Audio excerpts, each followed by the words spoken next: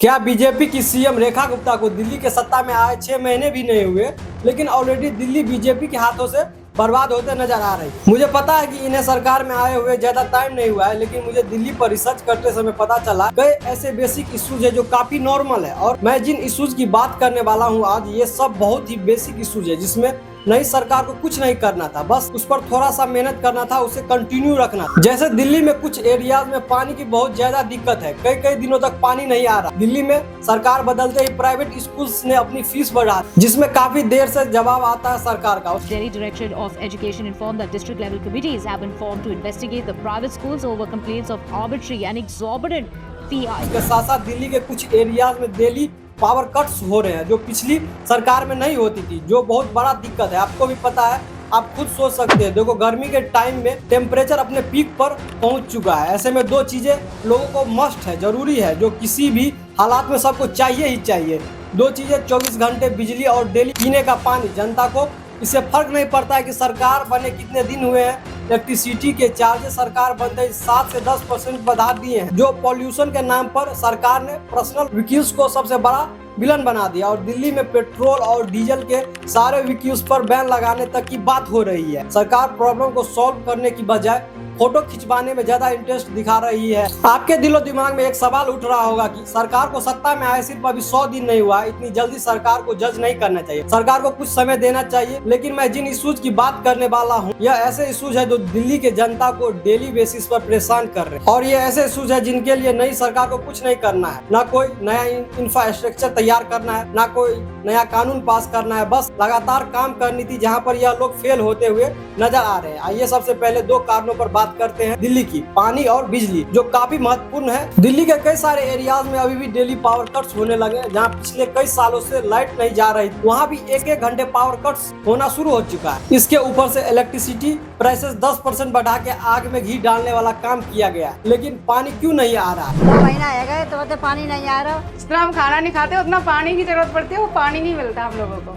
भैया मेन चीज तो पानी है, आपको भी पता है, गर्मियों में पानी है, पानी नहीं तो कुछ भी नहीं है। हम लोग को भैया मेन चीज तो पानी है, आपको भी पता है। इसके लिए दिल्ली पंजाब की आप सरकार को ब्लेम कर सकती है कि वह पानी नहीं छोड़े, लेकिन अगेन इससे आम जनता की कोई भी प्रॉब्लम सॉल्व नहीं हो पा रही है, बल्कि यहाँ पे फंसती हुई नजर आ रही है। दिल्ली के पावर मिनिस्टर आशीष सूद ने सरकार बनते ही इलेक्ट्रिसिटी प्राइसेस बढ़ाने के लिए ऑथोराइज कर दिया। उन्होंने सरकारी रीजन दिया कि पिछले सरकार में 27,000 करोड़ का डेप्ट आ चुका है, जिसके रिकवरी के लिए हमको प्राइसेस हाइक करनी ही पड़ेगी कोई भी हालत में। रियलिटी यह है कि आम जनता को समझाना बहुत ही मुश्किल का काम है। उनकी जेब से तो ज्यादा पैसा जा रहा है भाई, उन्हें बस एक कंट्रास्ट नजर आएगी। जैसे ही दिल्ली में सरकार बदली, पैसे ज्यादा लगने शुरू हो गए। चलो ये सही बात है कि पिछली सरकार में ज्यादा खपत हो गई तो हमें प्राइसेस हाई करने पड़े, इसे वैलिड रीजन मान सकते हैं। अगर आप भी आम आदमी पार्टी की तरफ ब्लेम गेम खेलते रह जाओगे तो आप में और पिछली सरकार में क्या डिफरेंस रह जाएगी। दिल्ली में हर साल गर्मियों के टाइम में पानी की प्रॉब्लम शुरू हो जाती है। पिछले साल की बात है कि दिल्ली में कई एरियाज में भी टैंकर्स की बड़ी बड़ी लाइनें लगने लगी थी, लेकिन जो डाटा मुझे दिल्ली से मिल रहे हैं उसके हिसाब से पानी का इतना ज्यादा इशू पहले कभी नहीं हुआ था जितना अब हो रहा है। और जनता ने तो आपको इसलिए वोट दिया था कि आप प्रॉब्लम को सॉल्व करेंगे, प्रॉब्लम को बढ़ाओगे नहीं, बल्कि यहाँ पे प्रॉब्लम बहुत ही ज्यादा बढ़ती नजर आ रही है। तीसरा इशू जो दिल्ली में है, जनता को फेस करना पड़ रहा है, वो है प्राइवेट स्कूल की बढ़ती हुई मनमानी फीस। लास्ट ईयर फीस इतना बढ़ रही थी कि पेमेंट्स के लिए बच्चे को पढ़ाना मुश्किल सा हो गया था। सबसे पहले तो यह क्लियर कर दूं कि ऐसा नहीं है कि बीजेपी की सरकार बनते ही स्कूल ने फीस बढ़ा दी है और पहले यह एकदम ठीक चल रहा है। यह जो स्कूल की फीस की इश्यूज है, यह दिल्ली में बहुत पुरानी है। आम आदमी पार्टी की सरकार ने एक बार तो बढ़ती हुई फीस वापस करवा दी थी, लेकिन कोविड के टाइम में स्कूलों ने फिर से मनमानी फीस लगानी शुरू कर दी। और पेरेंट्स 2021 से ही इस चीज को अगेंस्ट बार बार आवाज उठा रहे हैं, लेकिन उनकी कोई सुनने वाला नहीं है।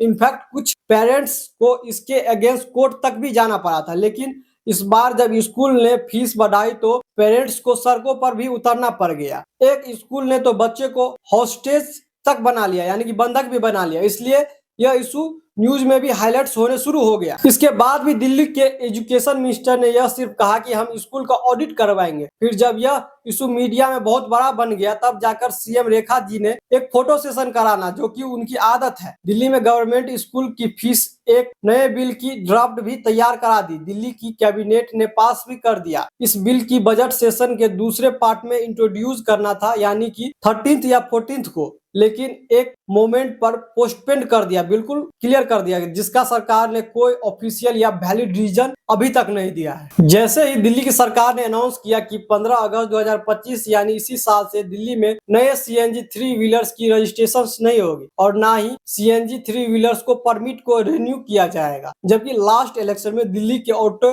वाले ही बीजेपी के सबसे बड़े वोटर बैंक बन के निकले थे। जब लोगों ने इस डिसीजन को क्रिटिसाइज किया तो 3 महीने के लिए इसे भी पोस्टपोन कर दिया गया। सरकार की इस ईवी पॉलिसी 2.0 के हिसाब से अगले साल 15 अगस्त से पेट्रोल, डीजल और सीएनजी के 2 व्हीलर्स को भी बैन कर दिया जाएगा। बात चल रही है यानी कि अगले साल से कोई भी पेट्रोल वाली बाइक या स्कूटी दिल्ली में नहीं बिक पाएगी। ऐसे ही बैन की बातें पेट्रोल और डीजल की गाड़ियों पर भी लगने की खबर उड़ती हुई है, यानी कि दिल्ली वालों को यह काफी मेजर शिफ्ट होने वाला है, स्पेशली उन लोगों के लिए जो गाड़ियों के लिए बहुत ज्यादा शौकीन है। आप खुद सोच के देखो कि अगर ऐसा हुआ तो दिल्ली के लोगों को ईवी पर 1.5 से 2 गुना पैसे खर्च करने पड़ेंगे, क्योंकि फिलहाल हर सेगमेंट में आपको ईवी के प्राइसेस नॉर्मल पेट्रोल व्हीकल के मुकाबले काफी ज्यादा है। इसलिए सोशल मीडिया पर लोग ऑलरेडी इस पॉलिसी को भी ज्यादा से ज्यादा क्रिटिसाइज करने लगे हैं। सरकार ने यह प्रॉमिस किया कि हम अगले कुछ साल में ईवी के चार्जिंग स्टेशन और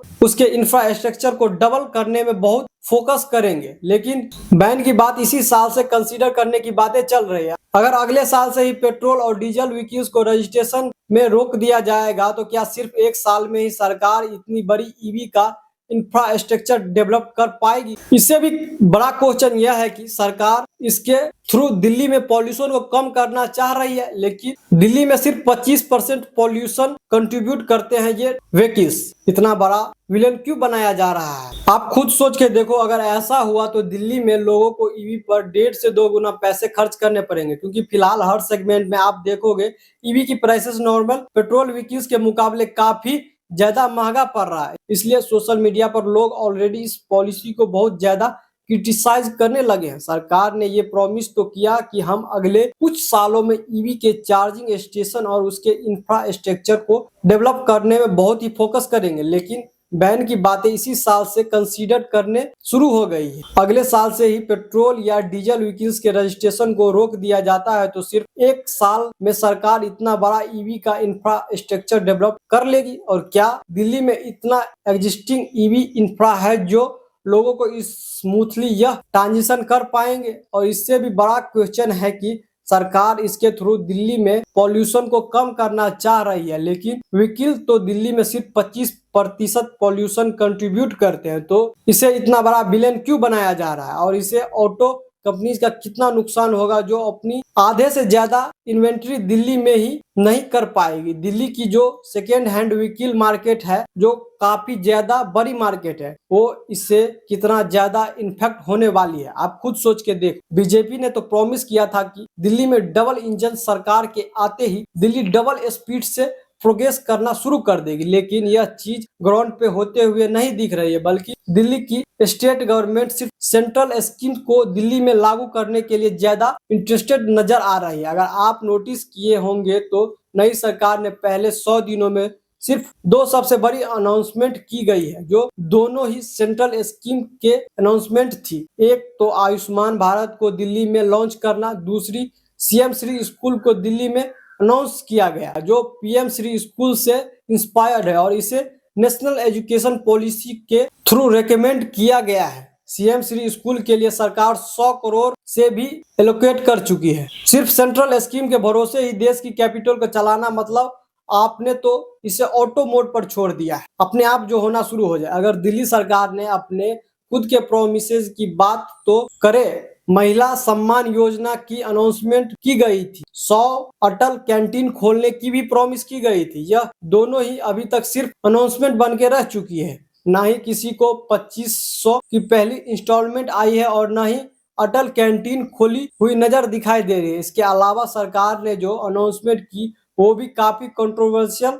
निकल रही है। आम जनता ऑलरेडी काफी अनपॉपुलर दिखाई दे रही है। आपको क्या लगता है, सीएम रेखा गुप्ता दिल्ली में टिक पाएगी? क्या भरोसे से काम कर पाएगी? अपने बयानों पर खरा उतरेगी? आपको क्या लगता है, कमेंट बॉक्स में जरूर बताइएगा।